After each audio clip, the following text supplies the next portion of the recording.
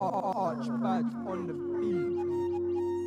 guys, this is David with Btekt, and today I've got two of the very best, Samsung Galaxy Note 9 and the Huawei Mate 20 Pro, and this is going to be a side-by-side photo and video comparison, and we'll have a look at the super slow motion functions too. All the sample footage that you see here will also be on my new Samples channel, so if you like anything, you're welcome to go over there and download it. Why not subscribe and leave me a little like too? We've got a dual 12 megapixel system on the Samsung with variable aperture, and it's almost the same system that we saw on the Galaxy S9 Plus right at the start of the year. But there are a few enhancements with the Note 9. Software has been improved, and now it has better scene recognition and can assist you with taking photos by telling you if someone's blinked or if there's something distracting in the background. The length of the super slow motion recording has been increased and is now capable of recording 4/10 of a second at 720p. And of course there's the Bluetooth S Pen, which can be set to control most functions, including control of the camera. The Mate 20 Pro also has an updated camera system from a phone that we saw earlier in the year. It's the triple matrix camera system, and it's an updated version of the fantastic triple camera system that we saw on the P20 Pro. Again, we see improvements with the software, which result in much more natural looking pictures. The AI is just less aggressive, and they've ditched the monochrome sensor for an ultra wide angle color one. And for me, that's the best thing they could have done. I wish all phones had an ultra wide angle lens on the back. It makes even the dullest seem interesting. And of course, Huawei's light fusion technology works its magic and combines the data from all the sensors to give stunning images. If you've never used either of these phones, you will be amazed at how good the pictures are, and the smooth 4K video for that matter. But let's put them side by side so you can judge for yourself which one works best for you. And let's start with the photos. We're getting 12 megapixel images from the Samsung, and the Huawei will downsample its images to give us a 10 megapixel shot. Yes, you can shoot at 40 megapixels with the Huawei if you want to, but you get the best results when you shoot at 10. And it's a fairly dull day in London, so probably not the best conditions to try out the HDR. I've got HDR turned on both of them, and the effect seems to be a bit stronger with the Huawei, just a little bit. I can notice a slight green tint to the Huawei, and maybe a slight purple hue on the Samsung, but other than that, very close.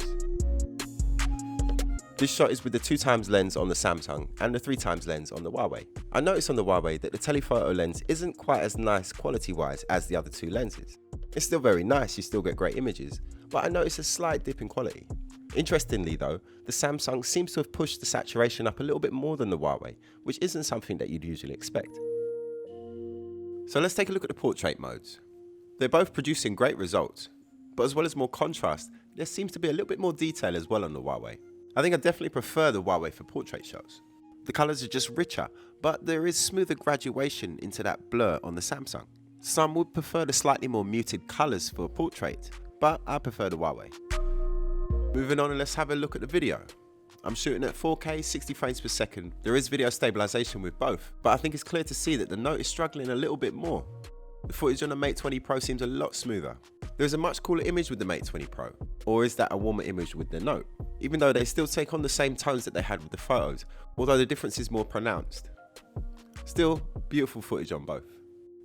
In this shot here, when I've switched to the 3x telephoto lens, it does take a few seconds for the image to clear up, and sometimes I've noticed it doesn't really clear up at all, and you've got to sort of flick backwards and forwards until you can get a clear image.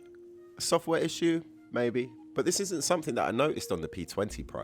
On the P20 Pro, the same sort of thing happened, but only when you went to the hybrid zoom, switching to the 3x zoom, and that problem doesn't exist. Maybe it is something they will sort out with software updates. Who knows?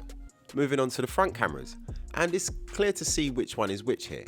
The Huawei's always have this sort of warm tone to their front camera. There is still a nice warm tone on the Note, but it's much more realistic. I think I prefer the Note 9's front camera.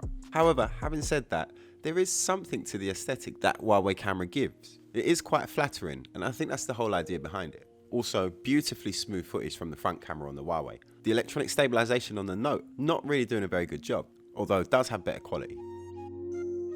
Moving on to the super slow motion, and they both give actually quite long recording times when it comes to super slow motion. The Samsung's has been increased since the S9 Plus, and Samsung achieved the super slow motion by equipping the sensor with its own RAM.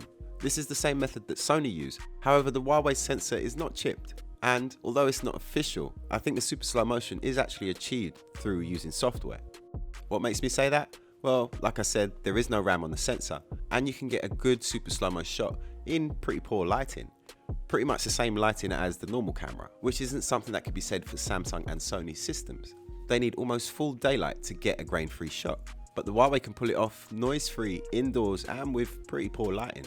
Although, as I've shown before in my slow-mo comparisons, if the motion in the scene is not easily calculable, then the Mate 20 Pro will struggle, and results can vary.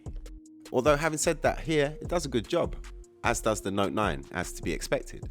It's just a shame that none of them can achieve that at 1080p. Well, if you've got £1,000 to spend and you want a really good smartphone camera, then you will do well with both of these phones.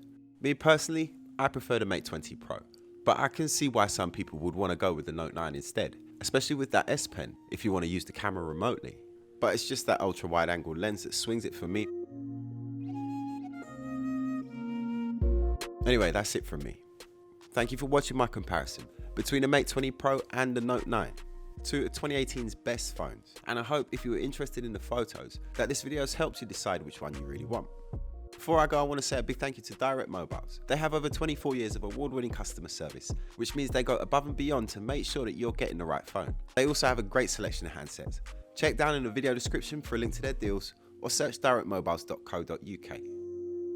And that's it from me. Don't forget all the samples that you'll see in this video, they'll be on my news channel, Btekt Samples. So it'd be great if you could go and check it out. Thanks for watching. Don't forget to hit subscribe, double tap notifications bell, and smash the like button for me. I'm David Wildman, and this was Btekt.